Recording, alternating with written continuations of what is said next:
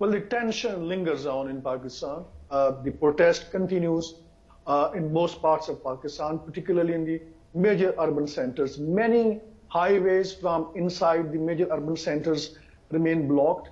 Some of the highways have been reopened, not necessarily because of police intervention, but because of the fact that the police action in Islamabad was suspended yesterday when the sheer number of the protesters, they outnumbered the police and other paramilitary forces. So situation since then has been quite tense.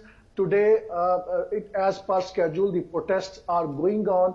As I explained earlier on in other major urban centers.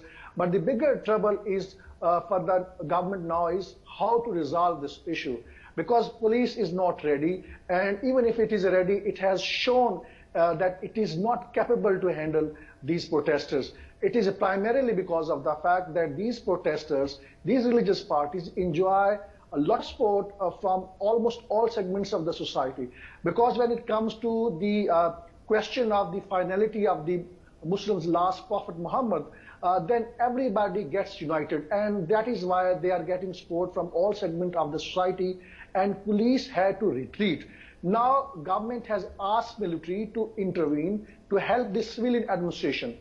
So far the indication that we are getting from the military that suggests that the army is not willing to battle with the protesters the way the police yesterday did, because army generally is perceived to be the third layer of defense, and they probably would be willing to have their deployment at strategic locations in Parliament, the Prime Minister House, and other such installations.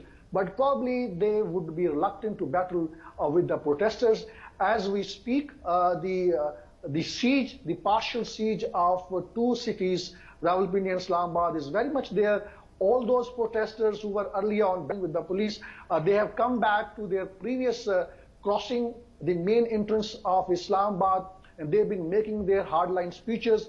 Earlier on, they were demanding the resignation of the law minister. Now they are demanding the resignation of the entire federal cabinet, which means dozens of federal ministers, which are close to 50. So they have hardened their demands after seeing that there's a lot of public response. And I think there's also a lot of politics behind it. This new party, Tehreek Labbaik Ya Rasulullah, this is a newly emerged phenomena in Pakistan. And this used to be previously vote bank of the ruling party. Now it seems to be quite divided. And the reports coming from different parts of Pakistan is also suggesting that the ruling party's top leaders, the middle-ranking leaders, they have gone underground. They are fearing that there will be attack on their homes, as we have seen yesterday.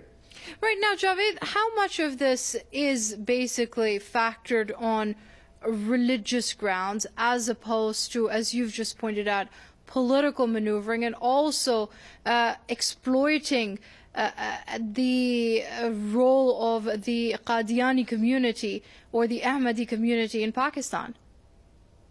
We need to understand the phenomena of Qadiani in Pakistan. Qadiani community, their population is not more than a few hundred thousand, but they have their strategic presence in almost every major field in Pakistan, and that is a more camouflaged. They were declared in 1974 as non-Muslims after Qadiani declared the entire Muslim population as infidel. And there were riots in Pakistan, more than 25,000 people were killed. Since then, they've been insisting that they are Muslim. And since they try to behave like a Muslims in their day-to-day life, and in fact, they use their clout on the political mainstream, and this discrete legislation was made, which was in one way or the other was an attempt to change the status, religious status of the Qadiani group. They were allowed to contest parliamentary elections from the constituencies which were essentially reserved for the Muslims. And when the government was caught, they said, no, it was a mistake. It was not a mistake. It was, in fact, now there are allegations from the opposition parties that the entire amendments, all these discrete amendments were made on the instruction of the ruling party's chief, the deposed Prime Minister Nawaz Sharif. These are the allegations. We don't know how far those are true. Now the situation has gone from bad to the worst.